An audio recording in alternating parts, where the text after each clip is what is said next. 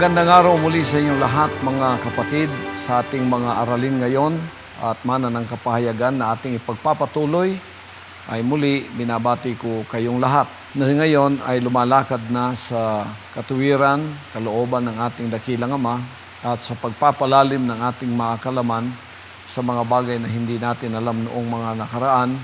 Ito ay aking ipagpapatuloy bilang mga aralin natin, mga leksyon na magiging mana ng kapahayagan. At isa rito ay iyong tanong na kung bakit tayo ay nagbabautismo sa pangalan ng ating Panginoong Jesucristo. Well, ito yung isa sa mga mahahalagang bagay na ating pag-aaralan. Ngunit bago yan ay naipangaral ko na sa inyo yung patungkol sa aralin din ng pagsisisi. Na akin nang sa matagal na panahon ay naituro, naipangaral kung ano ang pagsisisi, kung ano dapat pagsisihan, kung ano ang kasalanan, kung paano tayo nagkasala at nawalay sa Diyos. At ngayon naman, pagkatapos nung aral at turo sa pagsisising, susuko tayo sa kalooban ng ating Ama na ang bagay na yon ay ating naalaman. Na ang pagsisisi pala, pag nagsisikat, sumukot, sinabi mong ang kalooban ng Ama ang tutuparin ko mula ngayon, ikaw ay nakikisama na sa buhay ng ating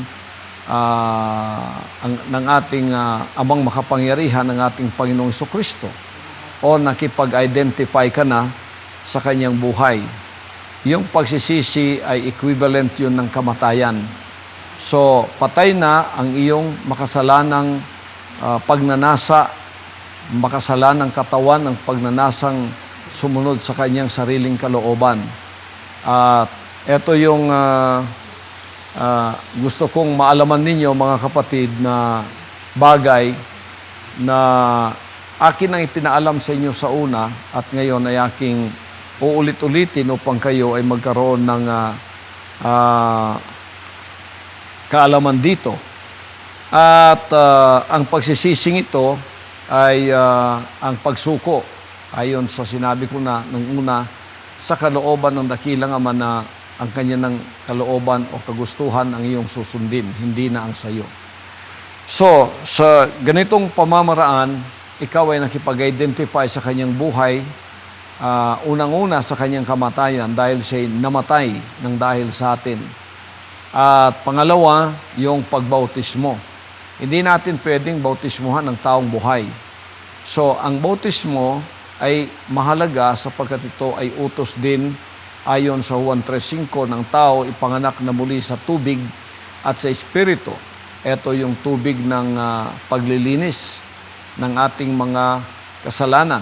At hindi lamang doon hanggayon, kundi yung pagbautismo ay ang paglilibing sa tao nang namatay.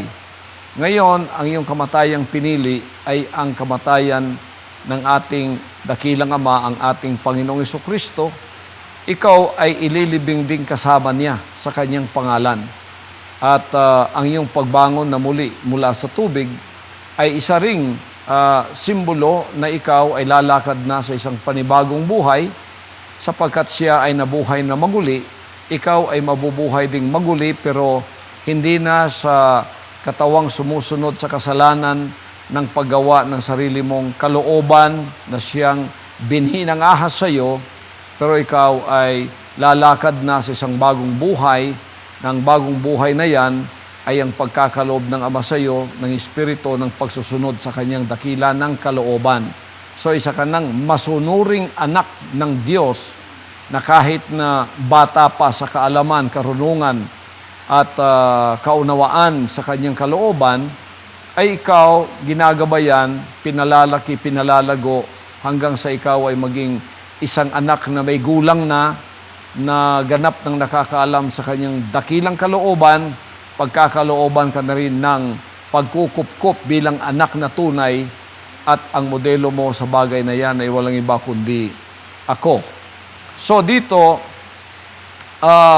makikita natin ang kung bakit ang pangalan ng ating dakilang Ama ang ginagamit sa pagbautismo na karamihan naman sa mga tanong na ating na natatanggap ay sa church age lalo na ginagamit nila ang titulo ng pangalan ng ating dakilang Ama na Ama, Anak at Espiritu Santo sa kanyang utos sa Mateo 28:19 na pinalakad niya ang mga apostoles at sinabing bautismuhan ninyo sila sa pangalan ng Ama, ng Anak at ng Espiritu Santo. Ito ay ating lilinawin, liliwanagin at ating ipahahayag sa kabuuan nito sa ating aralin ngayon.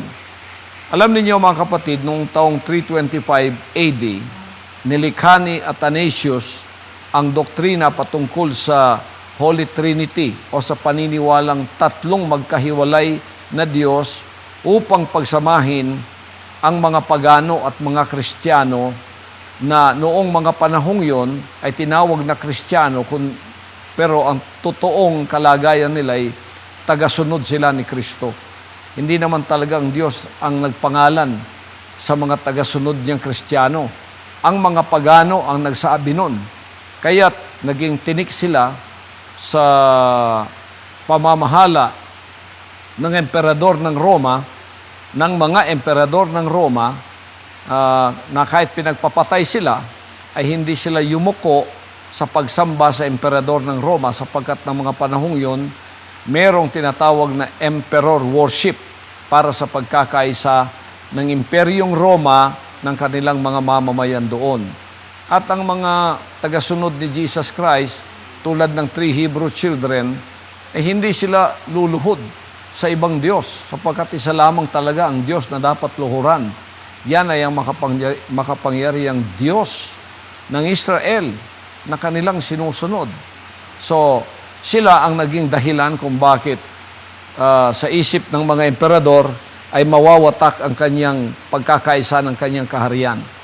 Kaya, nung dumating si Constantino na paganong emperador, nagkaroon siya ng isang magaling na plano upang pagisahin sila. Eto na nga, naging relihiyoso ang kanyang plano at ang kanyang estratehiya na noong 325 AD, tinipon ng lahat ng mga obispo noon sa mga panahong yon, isa na rito si Athanasius na isang backslider na obispo at siya ang lumikha nitong makakapag-isa sa Imperyong Roma. Eto na nga yung paniniwala sa tatlong Diyos, pero ang tatlong Diyos na magkahiwalay na ito, sinabi niya ay iisa lamang. So naging hybrid ang turong ito, pero naging magaling na turo upang pagisahin ang lahat ng mga naroroon sa Roma, at ito ay akda ni Athanasius na pinagmulan kay Constantino, at alam natin ang may akda nito ay si Satanas, si Lucifer, ang Diablo, upang palitan ang Holy One sa tinatawag na Holy Three. So ito ay isang maling aral at maling turo na ang Ama, at ang Anak, at ang Espiritu Santo ay tatlong magkakahiwalay at nagkakaibang persona ng Diyos na magkakapareho ang kapangyarihan, ngunit kakaiba ang isa sa isa't isa. Sinabi ng banal na kasulatan sa ating mga aral at turo na nanggagaling sa kanyang ibabalik natin sa katotohanan, ito ay salungat sa katotohanan.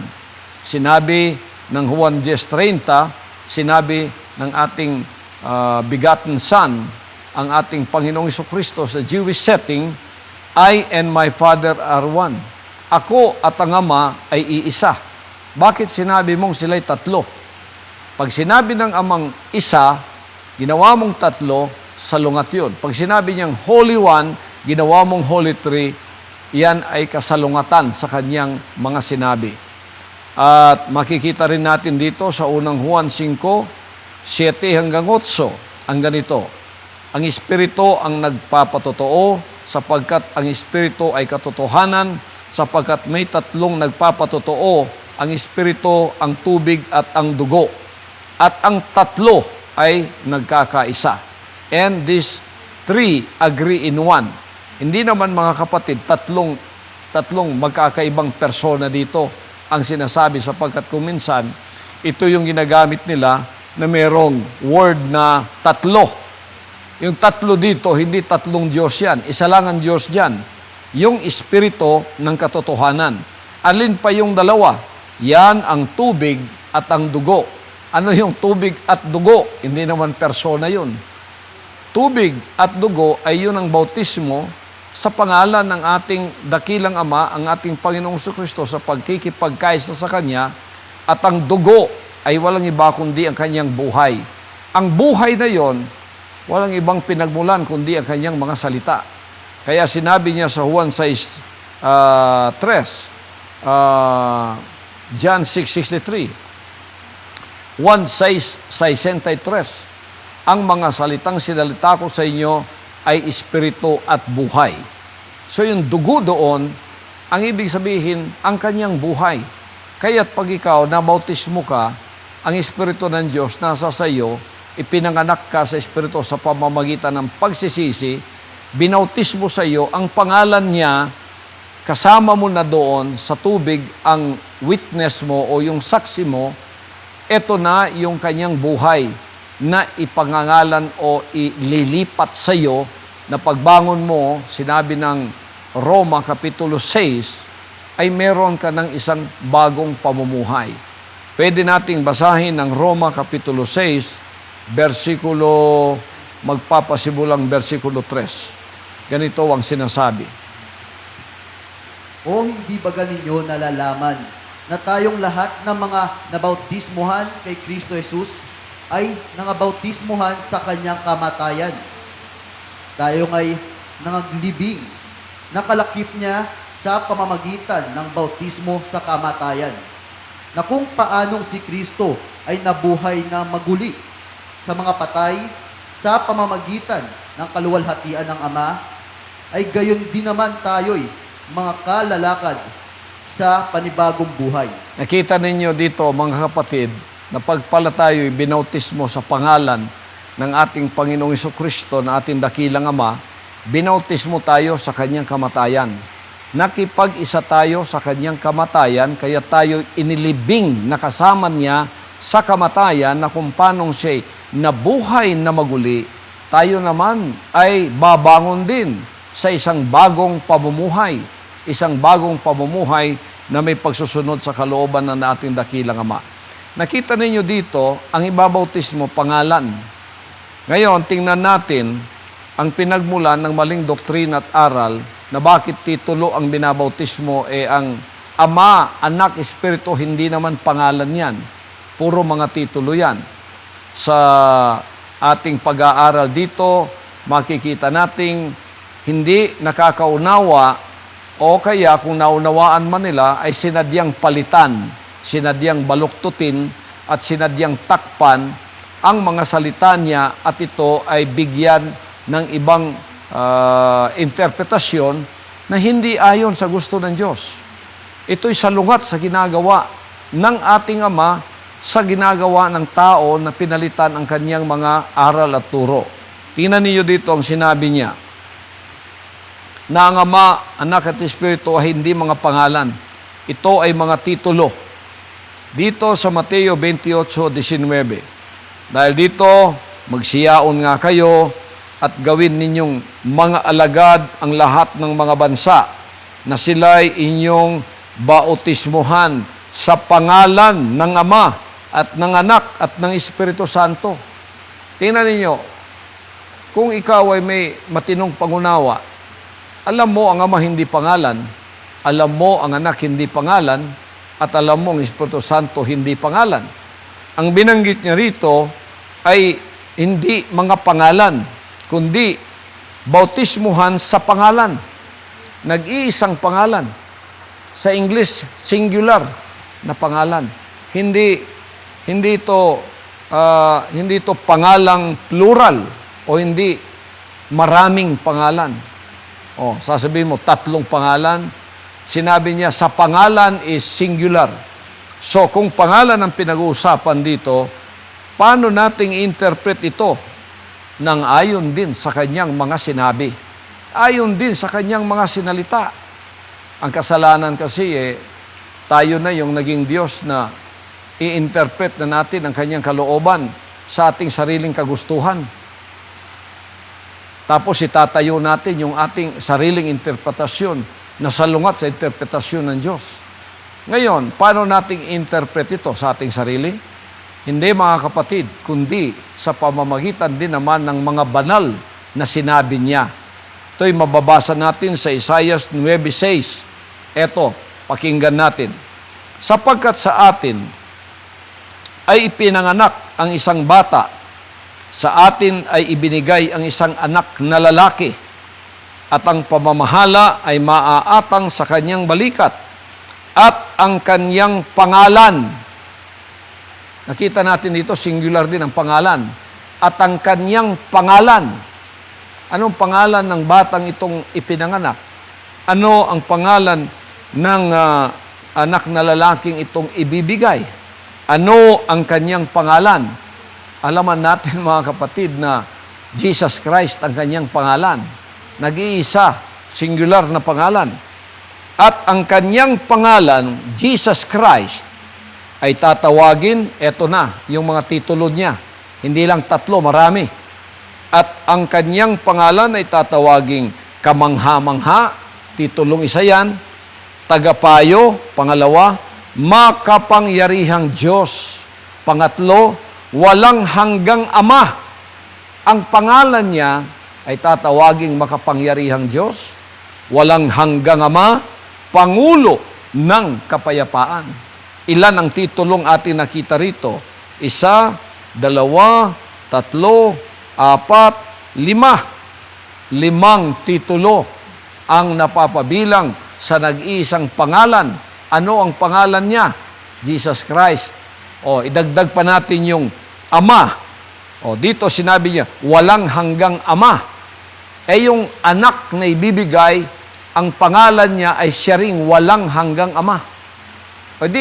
Nakikita natin na ito'y hindi nagsasalungatan ng mga banal na kasulatan na sa Juan 1:1, sa pasimula ay ang berbo kasama ng Diyos, at ang berbo ay Diyos. At ang berbong Diyos ay nagkatawang tao na tinawag na anak. Siya rin yun. Iba-iba ang kanyang mga gawa na gagawin para sa atin, pero siya rin ang nag-iisang pangalan na ibinigay sa atin. So dito mga kapatid, makikita natin na tama ba ang mga apostoles nang sila ay inutusang magbautismo? Ang lahat ng bansa gawing alagad, bautismuhan sila sa singular na pangalan ng Ama, ng Anak, ng Espiritu. Sino ang inutos dito? Ang inutos dito na gawin ang mga ito sa Matthew 28:19 ay ang 12 apostoles. Naging 11 na lang dahil ng mga panahong yun. Wala na si Judas at si Pablo ay hindi pa kasama nila. So yung mga apostoles na yon ang inutusan, hindi kayong mga tagapamuno ng mga relihiyon. Hindi kayong mga pamuno ng church age na binago ninyo, binaluktot, pinalitan, pagkatapos inyo pang tinakpan, tinabunan. Hindi kayo. Pakinggan natin ang mga inutos niyang mga apostoles kung paano nilang tinalima, kung paano lang sinunod, at kung paano lang ginanap yung mga utos na yon ng ating Panginoong Jesucristo sa Mateo 28:19. Ang unang sumunod nito ay si Pedro na apostol sapagkat kasama siya ng panahong yun. Paano niya binautismuhan ang mga tao? Sapagkat ang utos ay bautismuhan ang mga tao sa pangalan. Tingnan natin mga kapatid sa mga Gawa, Kapitulo 2, versikulo 38, ganito ang sinasabi. Tandaan muna natin, bago natin basahin yan, na yung inutos ng Ama sa Mateo 28:19 ay ang pangalan ng Ama, ng Anak, ng Espiritu Santo. Ang inutusan ay mga apostoles. Ang unang tumalima, apostoles. Paano nilang tinalima at paano lang sinunod? Ang una dito si Pedro. Ganito siya sumunod at ganito niya binautismo ang mga tao. Pakinggan natin ang mga Gawa 2:38. Ganito ang sinasabi. At sinabi sa kanila ni Pedro, magsisi kayo at magbautismo ang bawat isa sa inyo sa pangalan ni Hesukristo sa ipagpapatawad ng inyong mga kasalanan at tatanggapin ninyo ang kaloob ng Espiritu Santo. Ngayon, pag binasa mo yung mga Gawa 2:38, bulag at bingi na lang ang hindi makakaunawa niyan. Tingnan mo mga kapatid ang sinabi niya sa kanila dito. At sinabi sa kanila ni Pedro, mangagsisi kayo at mangagbautismo. Ito, sumunod na siya sapagkat bautismo ang pinag-usapan.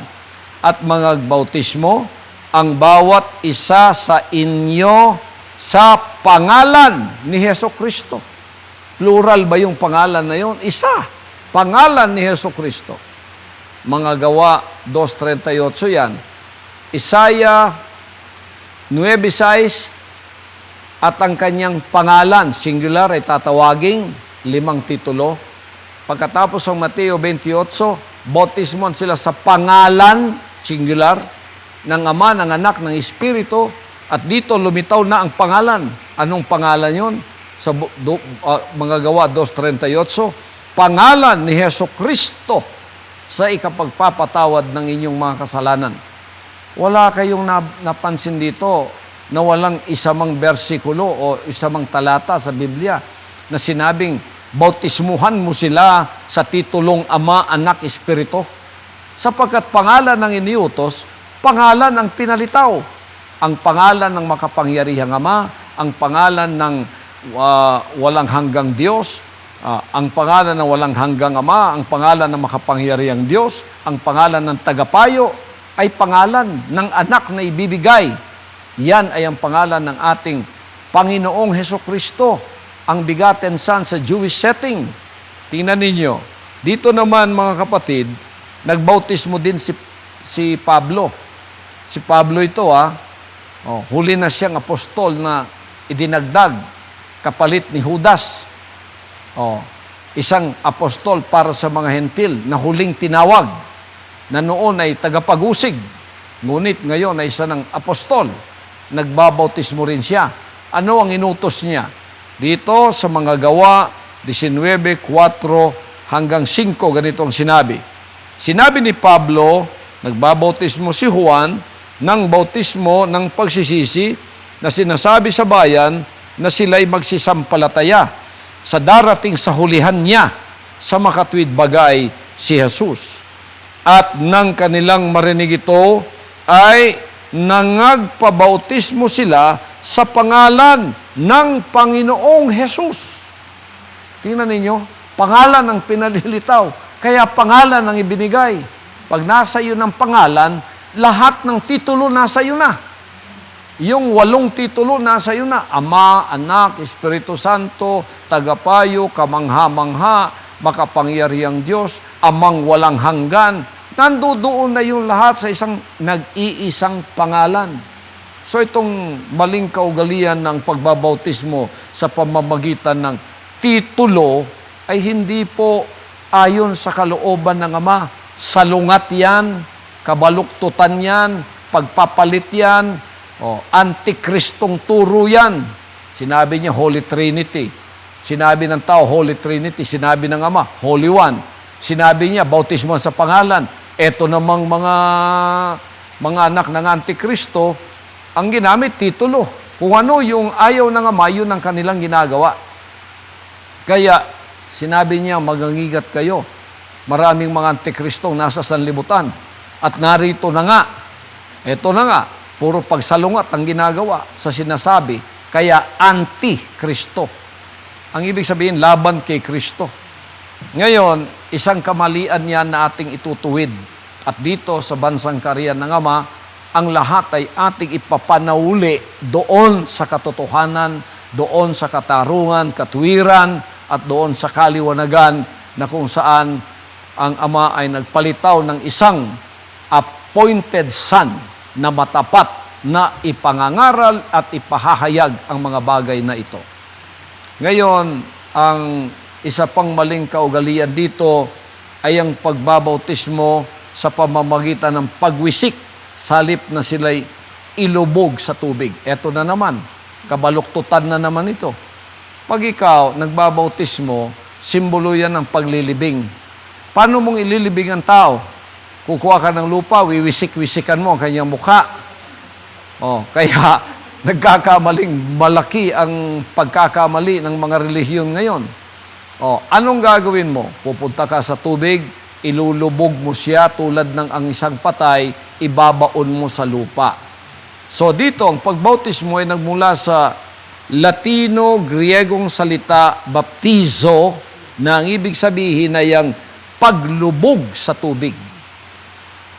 1:3:3, sumagot si Jesus sa kanila'y sinabi, Katotohanan sinasabi ko sa iyo, maliban ng tayo panganak na muli ay hindi siya makakakita sa kaharian ng Diyos. 1:3:5, sumagot si Jesus, Katotohanan sinasabi ko sa inyo, maliban ang tao ay panganak ng tubig at ng Espiritu, ay hindi siya makapapasok sa kaharian ng Diyos. Ano ang pagbautismo? Paglilibing. Tubig ang gagamitin sapagkat ito'y simbolo na tayo bilang nagsisi namatay, bilang patay, inilibing kasama niya. Dito sa Roma 6:4, tayo nga'y nangalibing nakalakip niya sa pamamagitan ng bautismo sa kamatayan, na kung paanong si Kristo ay nabuhay na maguli sa mga patay sa pamamagitan ng kaluwalhatian ng Ama, ay gayon din naman tayo'y makalalakad sa panibagong buhay. Maliwanag pa po sa sikat ng araw yan, mga kapatid. Wala na kayong makikita pa riyan. Pagka nililibing mo ang tao sa pagbabautismo, tubig, ilulubog mo talaga siya. Huwag mong wiwisik-wisikan.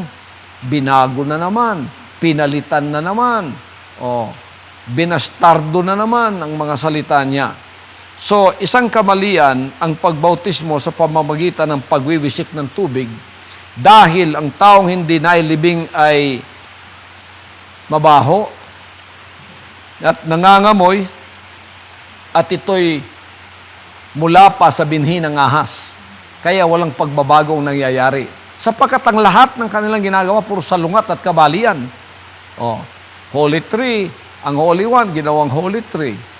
Ang pangalan, ginawang titulo. Ang bautismo ng paglubog, ginawang pagwiwisik. Tingnan ninyo mga kapatid. Pagkatapos, dinagdag pa itong pagbabautismo ng mga bata. Ito ay saring pagkakamali dahil ang bata ay hindi pa marunong magsisi. Tanging ang mga nakapagsisi lamang ang nararapat na bautismuhan. Kung walang pagsisisi, hindi mo maaring ilibing ang isang tao kasi ang pagsisisi, kamatayan.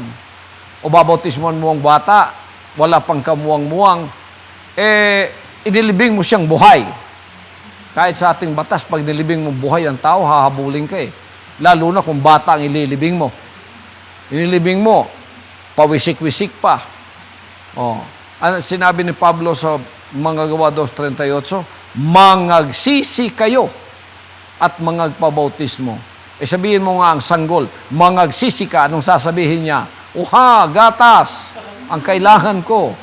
Hindi niya maunawaan ikaw. Hindi kanya maunawaan. Kaya hindi para sa mga bata yon. Kaya si Jesus Christ, kinukup niyang bata at sinabing, maging katulad kayo nila, sapagkat ang sa kanila ay ang kaharian ng langit. Ang bata pag namatay sa age of innocence, diretso sa langit yan mga kapatid, sapagkat hindi pa epektibo sa kanya ang kasalanang minana natin na walang iba kundi ang binhi ng ahas na siya ay makakapag-decide na kung ano ang dapat niyang gawin, mabuti man o masama. Kaya ito'y isa na namang malaking kamalian na ating itinutuwid sa mga sandaling ito. So ito ang mga pag-aaral na natitimo sa ating mga puso ngayon at naitutuwid ang lahat ng mga bagay na ito sa pamamagitan ng pagpapahayag ng mga mana ng kapayagan na mula sa hinirang na anak ng Diyos. Na naririto at ako ay inyong magiging gabay, magiging guide sa lahat ng bagay. Gagamitin ang inyong freedom of choice upang kayo ay sumunod sa lahat ng kalooban ng ating dakilang Ama mula sa mga pag-aaral ng pagtuturong aral, doktrina, mula sa pamumuhay na kung ano dapat nating pag-iisip, ang ating mga damdamin, ang ating paglakad, kung anuman sa spiritual revolution, financial revolution, revolution of excellence, sa paglago bilang bata, hindi tayo mananatili hanggang sa tayo maging isang ganap na may gulang ng anak na maaari na niyang maasahan, maaari ng atangan ng mga responsibilidad sa ating mga balikat. Ang lahat ng ito'y ating pinag-aaralan. Walang isamang bato dyan na hindi natin aalisin ang mga bato ng mga nakatakip na mga panlilinlang ni Satanas na dapat makita sa kapahayagan at sa kaliwanagan.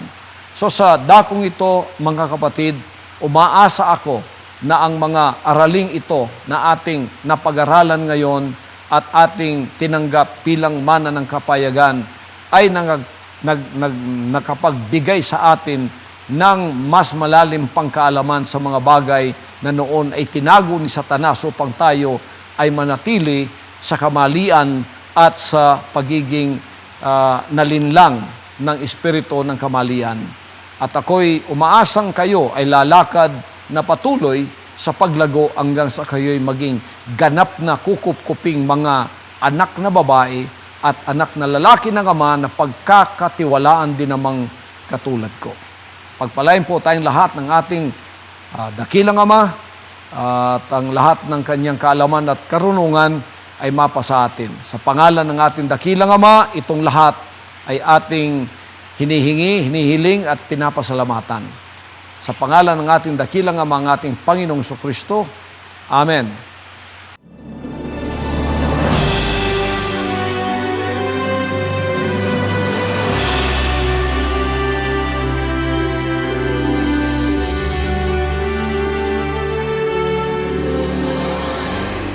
Ang mensaheng inyong napakinggan ay bahagi ng 15 panimulang mga leksyon para sa mga Kingdom Citizen. Antabayanan ang mga susunod pang mensahe ng hinirang na anak ng Diyos, Pastor Apollo C. Kibuloy.